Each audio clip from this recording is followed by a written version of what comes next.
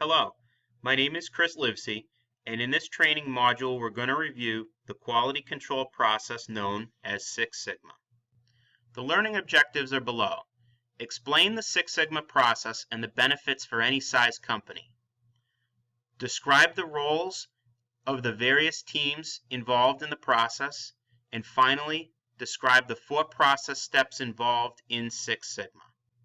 Six Sigma is a business management strategy that was developed at Motorola in 1986. Many companies, including Motorola, have reported a great deal of success with it, many of them crediting Six Sigma with billions of dollars in cost savings and increased profits. These reported successes have led many other large and small companies to adopt all or some of the Six Sigma methodology. This has resulted in it becoming one of the most popular quality management systems in the world. The process is based on Deming's PDCA cycle and John Duren's assertion that all quality improvement occurs on a project-by-project basis, with elements of Kaizen-type employee involvement. Basically, Six Sigma is a project-oriented methodology or system that provides businesses with the tools and expertise to improve their processes.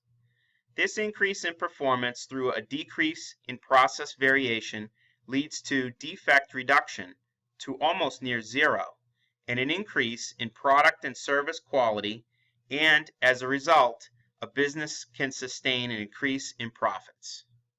Six Sigma is a process for developing and delivering virtually perfect products and services. The word sigma is a familiar statistical term for the standard deviation, a measure of variability around the mean of a normal distribution. In Six Sigma, it is a measure of how much a given product or process deviates from perfection, or zero defects.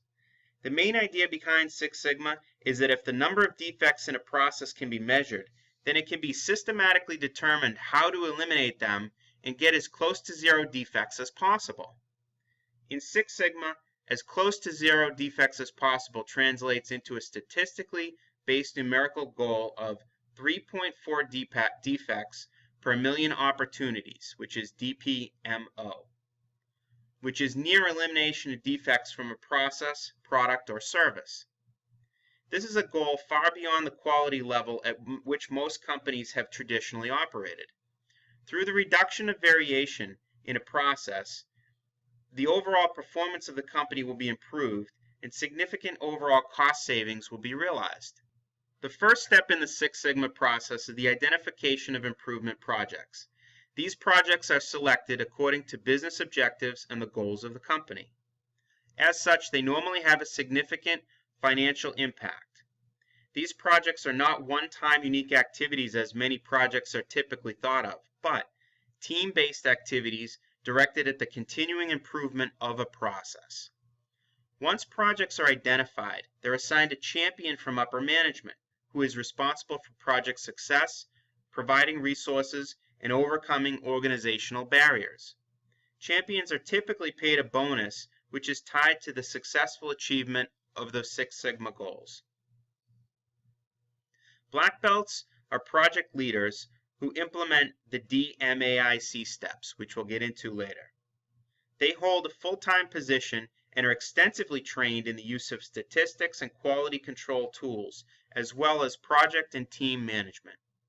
A black belt assignment usually lasts 2 years, during which the black belt will lead 8 to 12 projects from different areas within the company, each lasting about a quarter.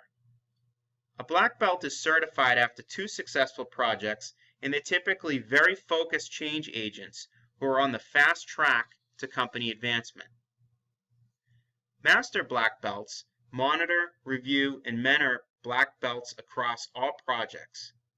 They're primarily teachers who are selected based on their quantitative skills and their teaching and mentoring ability.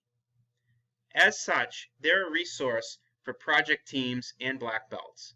They also hold full-time positions and are usually certified after participating in about 20 successful projects, half while a black belt and half as a master black belt. On the lower end of the scale, we have the green belts, who are project team leaders. However, they do not spend all of their time on projects. Green belts receive similar training as black belts, but somewhat less of it. Six Sigma follows 4 basic steps: align, mobilize, accelerate, and govern. In the first step, align, senior executives create a balanced scorecard of strategic goals, metrics, and initiatives to identify the areas of improvement that will have the greatest impact on the company's bottom line.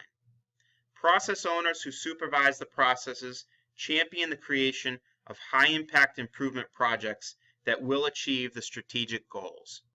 In the second step, mobilize, project teams are formed and empowered to act. The process owners select black belts to lead well-defined improvement projects. The teams follow a 5 step-by-step problem-solving approach referred to as DMAIC, which is define, measure, analyze, improve, and control. In the third step, accelerate, improvement teams made up of black belt and green belt team members with appropriate expertise use an action learning approach to build their capability and execute the project.